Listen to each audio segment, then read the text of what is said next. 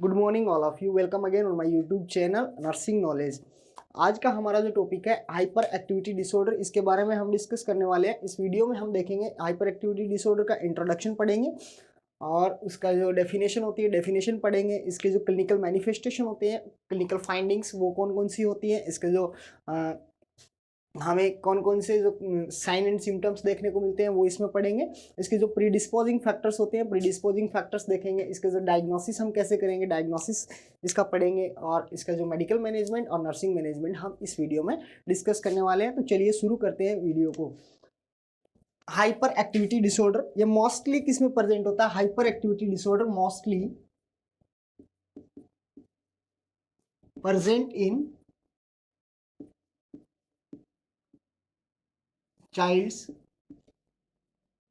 और adolescence. Adolescence जो mostly ये डिसऑर्डर किस में प्रेजेंट होता है? चाइल्ड्स और एडोलसेंस की जो एज ग्रुप जो होता है उनमें मोस्टली ये प्रेजेंट होता है, ठीक है। और इसकी डेफिनेशन अगर हम देखें,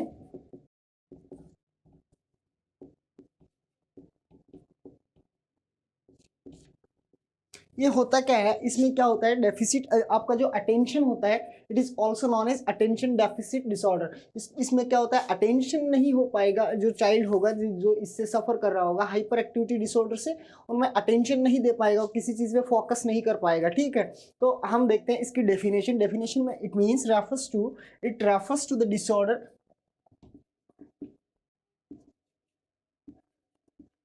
it means excessive psychomotor activities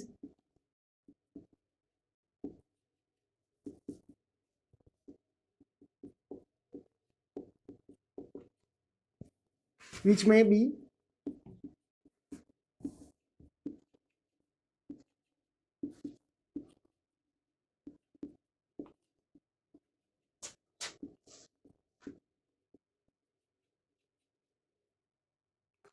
इसमें हम देखेंगे ये एक हाइपर एक्टिविटी डिसऑर्डर होता है, मींस एक्सेसिव साइकोमोटर एक्टिविटीज। आपकी जो साइकोमोटर एक्टिविटीज होगी वो बहुत ज्यादा एक्सेसिव होगी और इंक्रीज हो जाएगी, ठीक है। जो क्या हो सकती है? पर्पजफुल हो सकती है और एमलेस हो सकती है, which it means excessive psychomotor activities which में बी पर्पजफुल और aimless accompanied by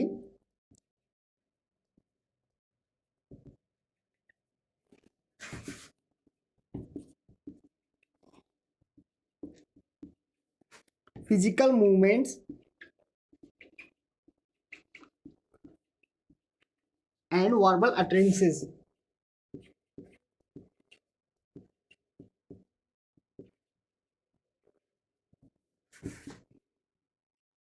that are very rapid than normal.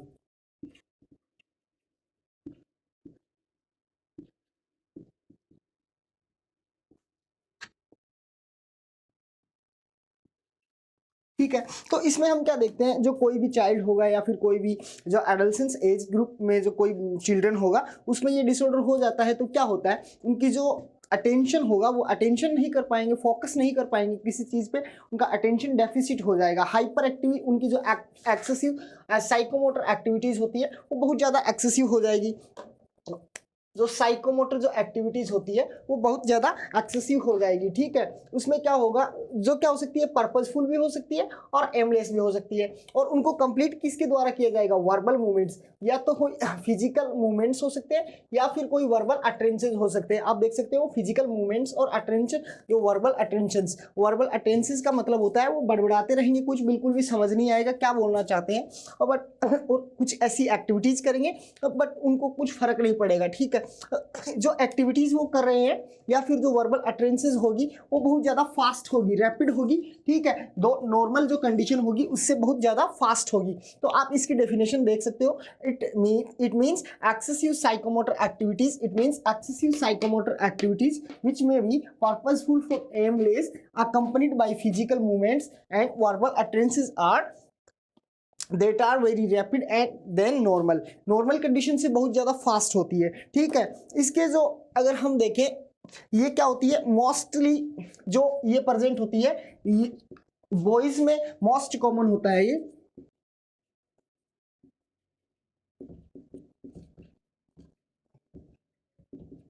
Then girls.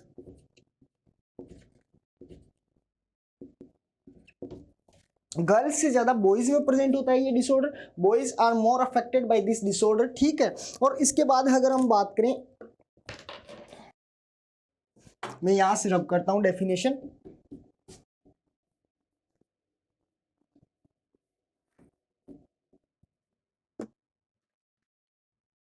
इनमें एक मोस्ट सिम्टम पाया जाता है इन अटेंशन,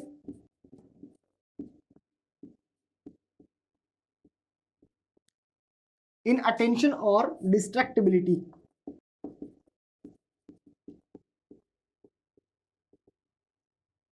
ठीक है। यही तो हम पढ़े डेफिनेशन में।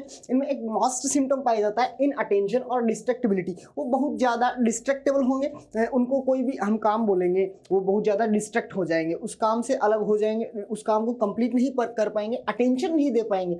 मान लो वो पढ़ना चाहते हैं बट उनको उनका जो अटेंशन पावर होता है वो बहुत डिक्रीज होता है, बहुत ज्यादा वीक होता है, और उनकी जो डिस्ट्रैक्टिबिलिटी होती है वो बहुत ज़्यादा होती है, वो जल्दी से डिस्ट्रैक्ट हो जाएंगे और उस काम को कंप्लीट नहीं कर पाएंगे। और ये डिसऑर्डर जो होता है 4 टाइम्स मोर कॉमन होता है देन गर्ल्स से बॉयज में,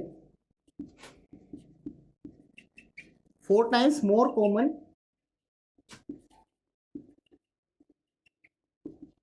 इन बॉयज देन गर्ल्स। गर्ल्स में कम होता है, बॉयज में ये जो डिसऑर्डर होता है हाइपर एक्टिविटी डिसऑर्डर, या इसको हम बोल सकते हैं अटेंशन डेफिसिट डिसऑर्डर, ये मोस्टली बॉयज में ज़्यादा प्रेजेंट होता है देन गर्ल्स से। और इसकी जो क्लिनिकल मैनिफेस्टेशन की अगर हम बात करें तो क्लिनिकल मैनिफेस्टेशन हम यहाँ पे देखते हैं, इसमें कौन कौन से ऐसे साइन एंड सिम्टम्स हमें देखने को मिलेंगे जिससे हम पता कर सके कि भाई ये डिसऑर्डर जो है वो आपका अटेंशन डेफिसिट डिसऑर्डर है।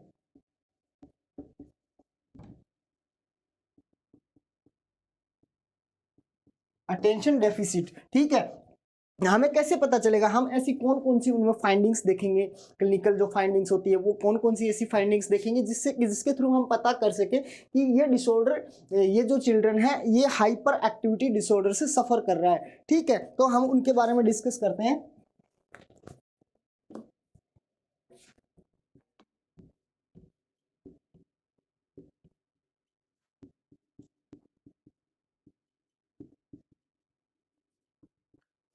कि क्लिनिकल फाइंडिंग्स की अगर हम बात करें तो ये क्या होंगे इन बच्चों में, आप बताओ मुझे। अटेंशन नहीं दे पा रहे हैं और डिस्ट्रैक्टिबिलिटी हो रही है, तो वो किसी चीज़ की को सीख पाएंगे, कोई नई चीज़ सीख पाएंगे, नहीं सीख पाएंगे बिल्कुल भी, ठीक है। और डिस्ट्रैक्टिबिलिटी बहुत ज़्यादा होगी, अटेंशन जो होगा वो बहुत ज़्यादा वीक होगा, ठीक है। Get lots of complaint from school या फिर एकेडमिक, उनकी जो एकेडमिक परफॉर्मेंस होगी वो बहुत ज़्यादा डिक्रीज होगी। लर्निंग, उनका जो ग्रोथ एंड उनका जो डेवलपमेंट होगा वो डिलेड डेवलपमेंट होगा, ठीक है। उसके बाद अगर हम लिख के देखते हैं इसको, इनका जो क्लिनिकल फाइंडिंग्स होती है वो क्या होती है, ठीक है।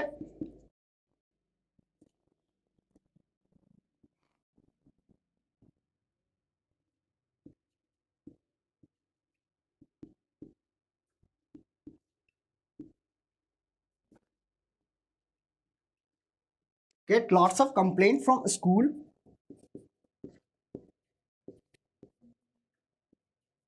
ठीक है। पुअर एकेडमिक परफॉर्मेंस,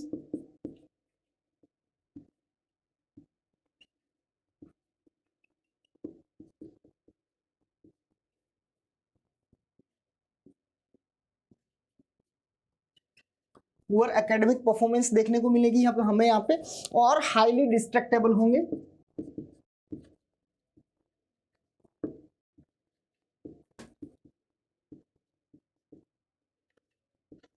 हाईली डिस्ट्रैक्टेबल होंगे, अटेंशन बहुत ज्यादा वीक होगा,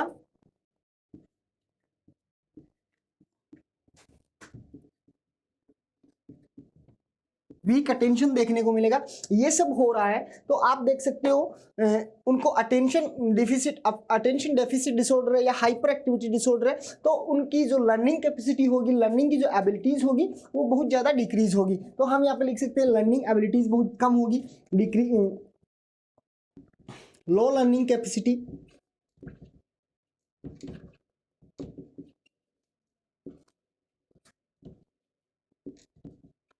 ठीक है। अगर लर्निंग कैपेसिटी उनकी बहुत ज़्यादा वीक होगी तो उनका डेवलपमेंट जो होगा, डेवलपमेंट बहुत ज़्यादा कम होगा, ठीक है। बहुत डिलेड डेवलपमेंट उनको उनमें देखने को मिलेगा। वो नई नई चीज़ें नहीं सीख पा रहा है तो उनका डेवलपमेंट बहुत वीक होगा। वीक,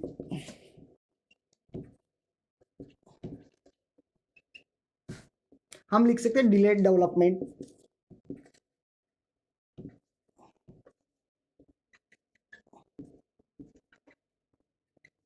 डिलेड डेवलपमेंट उनमें देखने को मिलेगा यहाँ पे हमें, और उनका डेवलपमेंट डिलेड होगा। तो हम देख सकते हैं जो ऐसे जो चिल्ड्रंस होंगे वो एंटी सोशल एक्टिविटीज में ज़्यादा इन्वॉल्व हो सकते हैं, या फिर सब्सटेंस यूज कर सकते हैं, या फिर कोई एंटी सोशल एक्टिविटीज के साथ कोई क्राइम वगैरह ऐसे कर सकते हैं ये जो चिल्ड्रंस होते हैं।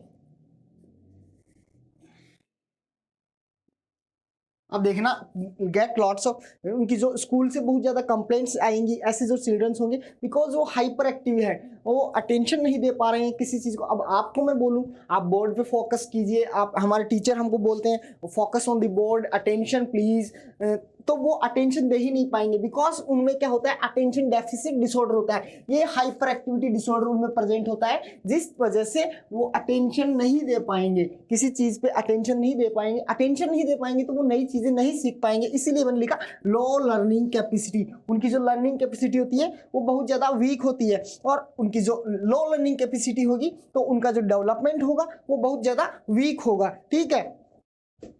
और ये क्या करेंगे, डिस्टर्ब अदर्स, अदर्स को बहुत ज्यादा डिस्टर्ब करेंगे।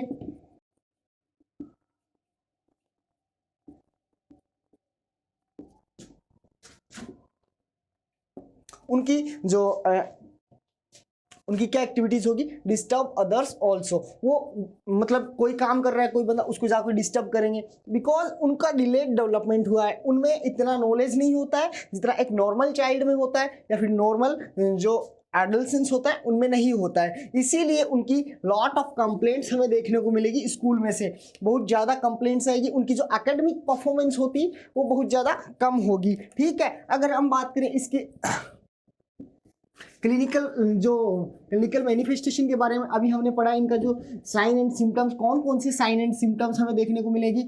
अगर हम इसके जो फैक्टर्स की, अगर हम इसके जो फैक्टर्स की अगर हम बात करें, इसके कौन कौन से ऐसे प्री डिस्पोजिंग फैक्टर्स होते हैं जिनकी वजह से ये चिल्ड्रंस में हो सकता है, कोई मैटरनल फैक्टर हो सकता है, कोई बायोकेमिकल फैक्टर्स हो सकता है, तो डाइट या फिर माल न्यूट्रिशन की वजह से हो सकता है, डाइट की वजह से हो सकता है, कोई ट्रॉमा या एक्सीडेंटल कंडीशन की वजह से हो सकता है। तो हम उनके बारे में वन बाय वन पढ़ते हैं, ठीक है। यहाँ पे हम देखें pre disposing factor,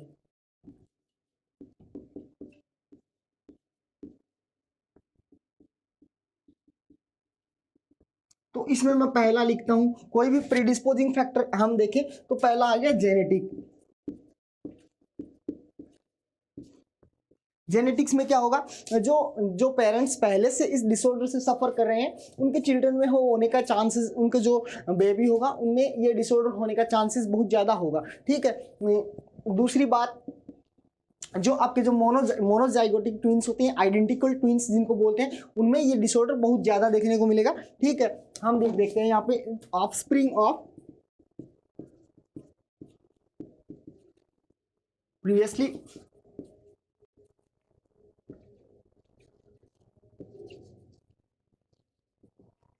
affected parents, ठीक है, मोनोजाइगोटिक ट्विंस।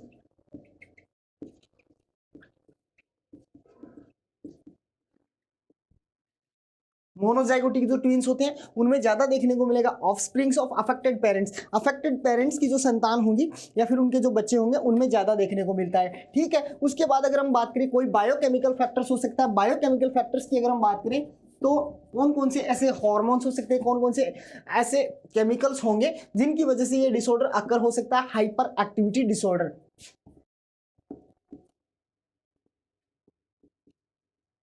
बायोकेमिकल में हम देख सकते हैं डोपामीन,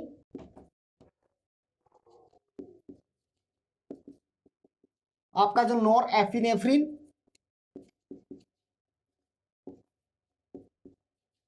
आपका जो सीरोटोनिन,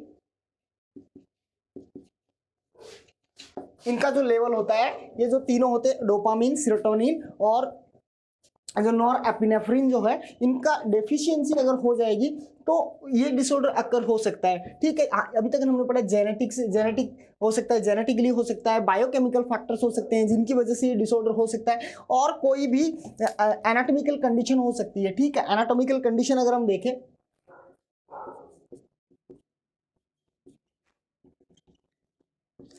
उनकी जो ब्रेन स्ट्रक्चर होती है, ब्रेन स्ट्रक्चर में अबनॉर्मलिटी की कंडीशन हो सकती है, उनकी जो मेजर ब्रेन स्ट्रक्चर की कंडीशन, जो टोटल जो आपका ब्रेन वॉल्यूम है उसमें कोई अल्ट्रेशन होने की वजह से हो सकता है ये डिसऑर्डर। उसके बाद अगर हम बात करें कोई भी पेरीनेटल या पोस्टनेटल जो फैक्टर्स होते हैं, पेरीनेटल या पोस्टनेटल फैक्टर्स कौन कौन से होते हैं आपको मैं बात बताता हूँ।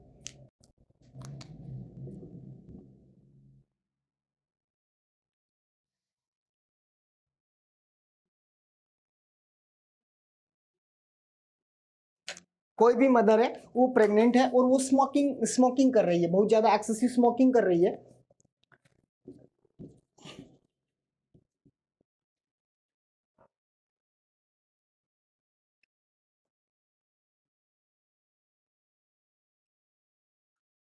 स्मोकिंग ड्यूरिंग प्रेगनेंसी और अल्कोहल, ड्रग्स, वो प्रेगनेंसी के टाइम पे ये सब यूज कर रही है, अल्कोहल, ड्रग्स, या फिर स्मोकिंग कर रही है, इस कंडीशन में भी हो सकता है। या फिर आपको मैं पहले भी बताया, कोई भी मैटरनल इन्फेक्शन हो सकता है, कोई कॉम्प्लिकेशन हो सकता है जिसकी वजह से हमें जो हाइपर एक्टिविटी डिसऑर्डर है वो देखने को मिल सकता है। कोई भी ट्रॉमा हो सकता है, कोई एक्सीडेंटल कंडीशन हो सकती है, फीटल अल्कोहलिक सिंड्रोम हो सकता है, कोई भी फैमिली कंडीशन की वजह से भी देख सकते हैं। कैओटिक फैमिली होती है एक,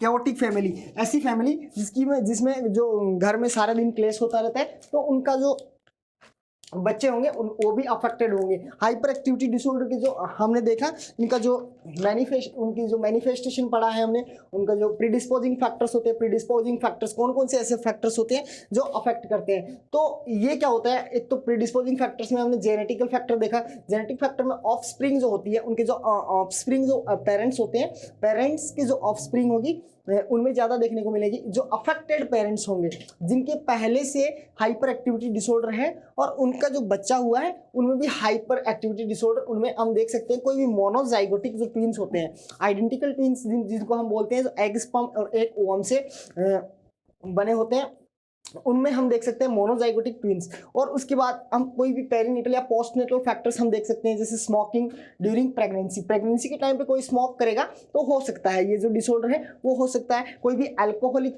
फीटल अल्कोहल सिंड्रोम, अगर कोई मदर प्रेग्नेंट है और वो अल्कोहल का यूज कर रही है, तो ऐसे हम देख सकते हैं अल्कोहल और ड्रग्स का यूज कर रही है, कोई जो प्रेग्नेंट मदर है वो ड्रग्स का यूज कर रही है, तो उनके बच्चों में जो हाइपर एक्टिविटी डिसऑर्डर है हम देख सकते हैं। ठीक है, और जो दूसरा पढ़ा हमने, मोस्टली प्रेजेंट जो गर्ल्स होती हैं, गर्ल्स में ये कम होता है, बॉयज में ज्यादा प्रेजेंट होता है। आप एक चीज लिखना,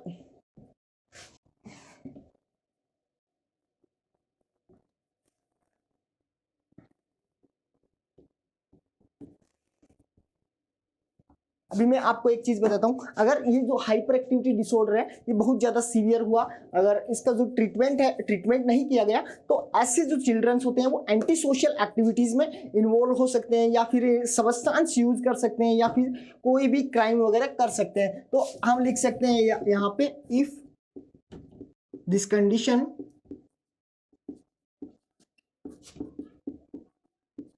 is not treated with time, so these children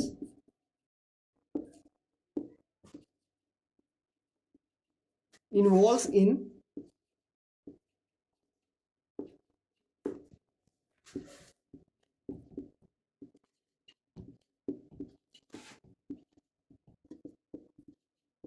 anti social activities. अगर ये जो हाइपर एक्टिविटी डिसऑर्डर है, इसका ट्रीटमेंट वक्त रहते नहीं किया गया, टाइम पे इसको ट्रीट नहीं किया गया, जो ये चिल्ड्रंस होंगे वो एंटी सोशल एक्टिविटीज में इन्वॉल्व हो सकते हैं, या फिर सब्सटेंस यूज कर सकते हैं,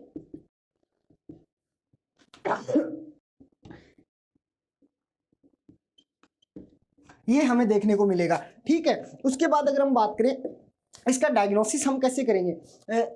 जो किसी बच्चे में हाइपर एक्टिविटी डिसऑर्डर है तो हमें कैसे पता चलेगा कि ये बच्चा हाइपर एक्टिविटी डिसऑर्डर या फिर अटेंशन डेफिसिट, जो अटेंशन डेफिसिट डिसऑर्डर है उससे सफर कर रहा है। तो आप बताओ मुझे, आप ऐसी कौन कौन सी उनमें चेंजेस आपको देखने को मिलेंगे जिससे आप पता कर सके हो। डायरेक्ट ऑब्जर्वेशन करेंगे हम उनका, काउंसलिंग करेंगे उनकी, और उनके कुछ ऐसे न्यूरोलॉजिकल टेस्ट करेंगे, जो न्यूरोलॉजिकल टेस्ट के साथ कुछ ऐसी ब्लड टेस्ट करेंगे। हम ब्लड टेस्ट के थ्रू हम पता लगाने की कोशिश करेंगे। और चलिए हम देखते हैं।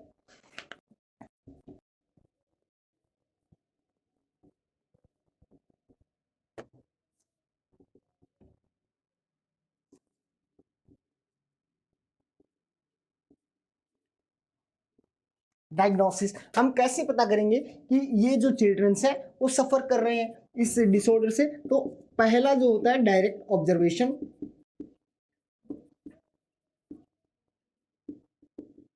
Direct observation. दूसरी चीज हम देखेंगे उनका जो ब्लड टेस्ट करवाएंगे हम। फर्स्ट वन तो आपको क्या करना होता है, एक साइकाइट्रिक उनकी हिस्ट्री कलेक्शन करना होता है कि उनके जो पेरेंट्स हैं उनमें भी है या फिर उनके जो सिबलिंग्स हैं, उनके जो बड़े भाई बहन हैं उनमें भी ये डिसऑर्डर प्रेजेंट है कि नहीं। तो हम यहाँ पे लिख सकते हैं psychiatric history collection.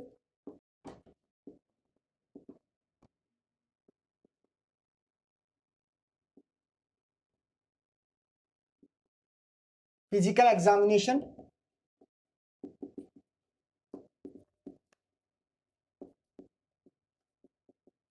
Direct observation, blood test, counselling हम कर सकते हैं उनकी।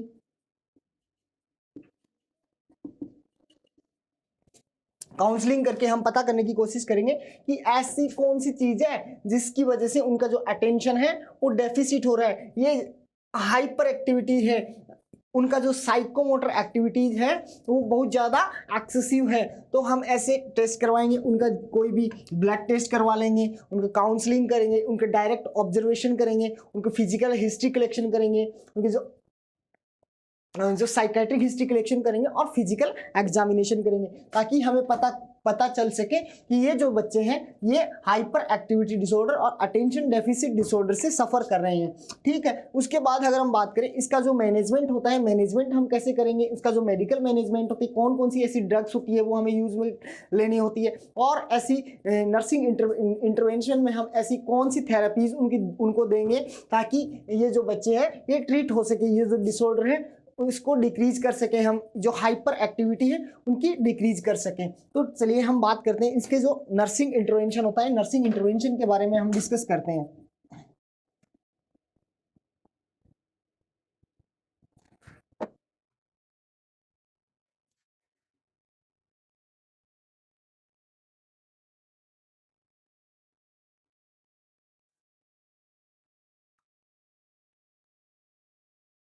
तो सबसे पहले हम क्या करेंगे, उनको एक प्रोवाइड करेंगे इन्वायरमेंट, एक सेफ और क्वाइट इन्वायरमेंट हमें उनको प्रोवाइड करवाना होता है। प्रोवाइड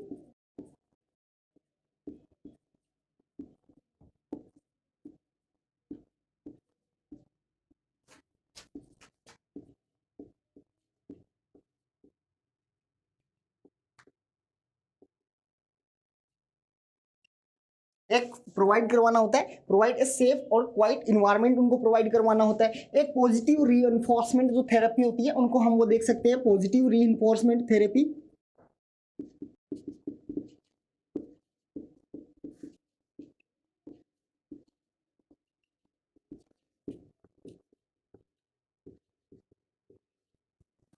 पॉजिटिव रीइंफोर्समेंट थेरेपी दे सकते हैं, या फिर कोई भी हम उनको टास्क दे रहे हैं तो वो टास्क उनको हम कंप्लीट करने के लिए बोलेंगे तो उसको हमें पार्ट्स में देना होगा।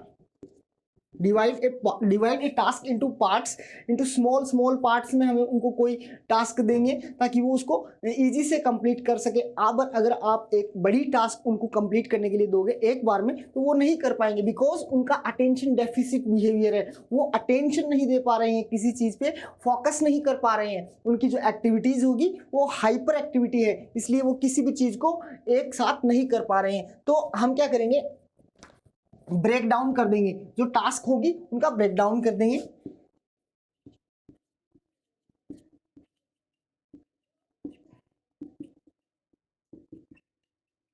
Break down the task into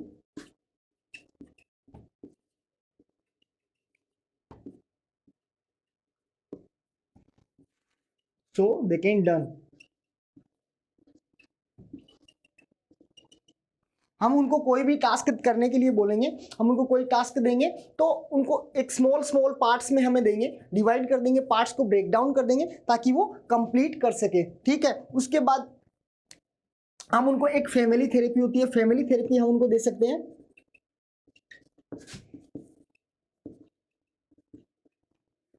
ठीक है, ग्रुप थेरेपी आप दे सकते हो। ठीक है, ग्रुप थेरेपी दे सकते हो, फैमिली थेरेपी दे सकते हो, कोई भी उनको बिहेवियरल थेरेपी आप देख सकते हो, बिहेवियरल थेरेपी।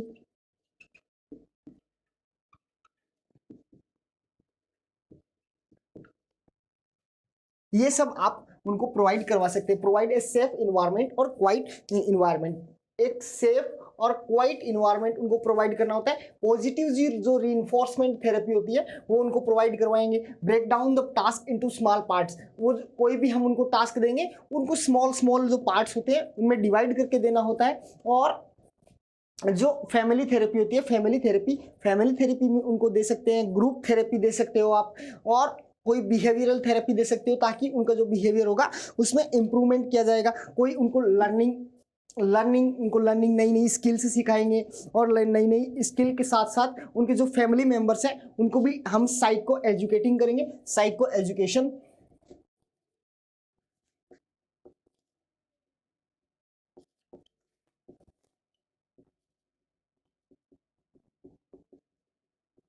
किसको देंगे? पेरेंट्स को देंगे, साइको एजुकेशन देंगे हम पेरेंट्स को ताकि वो अच्छे से जो चिल्ड्रन है, जो चाइल्ड है उसकी केयर कर सकें। ठीक है,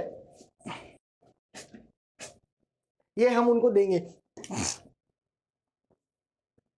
इसका हमने जो नर्सिंग मैनेजमेंट है, नर्सिंग इंटरवेंशन है वो हमने पढ़ा। और इस जो दूसरा हम पढ़ेंगे इसके जो मेडिकल मैनेजमेंट है, हम कौन सी ऐसी ड्रग्स हैं वो दे सकते हैं उनको। तो ड्रग्स के बारे में हम पढ़ने के लिए मेडिकल, इसकी जो ड्रग्स ऑफ चॉइस होती है,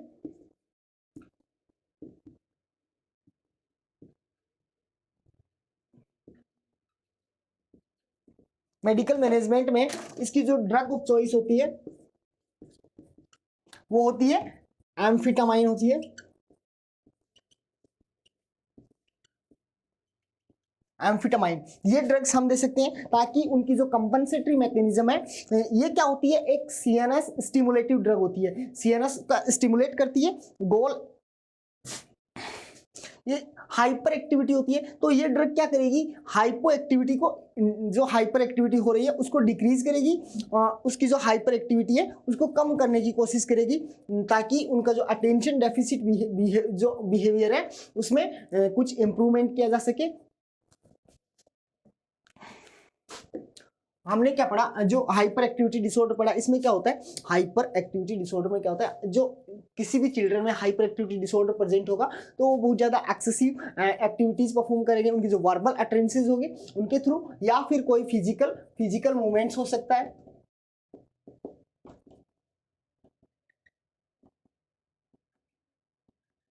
फिजिकल मूवमेंट्स हो सकता है, वर्बल अटरेंसेस हो सकता है, वर्बल अटरेंसेस के थ्रू हो सकता है, और इनके थ्रू वो क्या शो करने की करेगा, हाइपर एक्टिविटी शो करेगा। ठीक है, इसके बाद हमने पढ़ा ये मोर कॉमन इन बॉयज में ज्यादा होता है देन गर्ल्स से, और इसकी जो इंसिडेंस रेट है, इंसिडेंस रेट ये डिसऑर्डर जो हाइपर एक्टिविटी डिसऑर्डर है, इसकी जो इंसिडेंस रेट है वो बॉयज में ज्यादा देखने को मिलती है, यही मैं कहना चाहता हूँ। और इसको समय पे ट्रीट नहीं किया जाए, इसको टाइम से ट्रीट नहीं करेंगे, जो ऐसे चिल्ड्रन होंगे वो एंटी सोशल एक्टिविटीज में इन्वॉल्व हो सकते हैं। फिर हमने देखा इसका जो साइन एंड सिम्टम्स हमें कौन कौन से साइन एंड सिम्टम्स देखने को मिलेंगे। उनकी जो लर्निंग कैपेसिटी होगी वो बहुत ज़्यादा डिक्रीज होगी, मोर डिस्ट्रैक्टेबल होंगे, उनको ईजी से डिस्ट्रैक्ट किया जा सकता है। फिर उनको अटेंशन वो बहुत ज़्यादा लो होगा, उनका जो अटेंशन लेवल होगा बहुत ज़्यादा लो होगा, लो देखने को मिलेगा, इसलिए उनकी जो लर्निंग डेफिसिटी होगी वो डिक्रीज हो जाएगी। ठीक है, उनकी जो सेल्फ स्टीम होती है, सेल्फ स्टीम वो बहुत कम देखने को मिलेगी, उनमें बहुत ज़्यादा कंप्लेंट्स लाएंगे स्कूल से, या फिर उनकी जो एकेडमिक परफॉर्मेंस होगी तो वो बहुत ज़्यादा पुअर देखने को मिलेगी। Get lots of complaint from school से ज़्यादा कंप्लेंट्स आएंगी। और उसके बाद हमने देखा इसके जो प्री डिस्पोजिंग फैक्टर्स होते हैं, ऐसे कौन कौन से जो फैक्टर्स होते हैं जो इसको अकर करवाते हैं। ठीक है, तो हम जो पहला प्रीडिस्पोजिंग फैक्टर है वो जो जेनेटिक फैक्टर्स हो सकता है। अगर कोई पेरेंट्स हैं उनमें पहले से ये जो हाइपर एक्टिविटी डिसऑर्डर है ये प्रेजेंट है, तो उनकी जो होने वाले चिल्ड्रंस होंगे उनमें ये डिसऑर्डर हो सकता है। ठीक है, उसके बाद जो मोनोजाइगोटिक या आइडेंटिकल ट्विंस होते हैं, आइडेंटिकल ट्विंस में ये ज़्यादा देखने को मिलेंगे। कोई मदर है वो अल्कोहल वगैरह का यूज कर रही है, या फिर कोई स्मोकिंग कर रही है, या फिर उनको जो प्रेगनेंसी के टाइम पे कोई कॉम्प्लिकेशन हुआ है ऐसा, उसकी वजह से ये देखने को मिल सकता है। या कोई भी बायोकेमिकल हो सकता है, बायोकेमिकल में आप देख सकते हो जो हार्मोन डोपामीन होता है, सेरोटोनिन होता है, इनका जो लेवल होता है उनके डिक्रीज होने की कंडीशन में भी ये देख सकते हैं हम। और इसका जो नर्सिंग इंटरवेंशन पढ़ा है हमने, नर्सिंग इंटरवेंशन में provide a safe and quite environment उनको प्रोवाइड करवाना होता है, और पॉजिटिव जो रीइंफोर्समेंट थेरेपी होती है वो प्रोवाइड करवानी होती है। कोई भी उनको जो हम टास्क देंगे कंप्लीट करने के लिए, तो उनका जो स्मॉल पार्ट्स में हमें डिवाइड करना होता है ताकि वो ईजी से उस टास्क को कंप्लीट कर सके, बिकॉज उनका जो अटेंशन लेवल होता है वो बहुत ज़्यादा डिक्रीज जो कम होता है, इस वजह से उनको जो कोई भी टास्क दी जाएगी वो स्मॉल पार्ट्स में दी जाएगी। ठीक है, उनको एक फैमिली थेरेपी हम दे सकते हैं, ग्रुप थेरेपी हम दे सकते हैं। फिर उनके जो मेडिकल मैनेजमेंट की अगर हम बात करें तो ड्रग्स इसका जो ड्रग ऑफ चॉइस होता है वो होता है एम्फिटामाइन, डेक्स्ट्रा एम्फिटामाइन, वो उनको हम देंगे ताकि उनका जो हाइपर एक्टिविटी डिसऑर्डर है उसको हम हाइपर एक्टिविटी डिसऑर्डर को डिक्रीज कर सके और उसको ट्रीट कर सके। ठीक है, thank you for watching my video. आज की क्लास को हम यहीं पे खत्म करते हैं, नेक्स्ट जो क्लास होगी वो नेक्स्ट डिसऑर्डर के साथ होगी। Thank you for watching my video, thank you.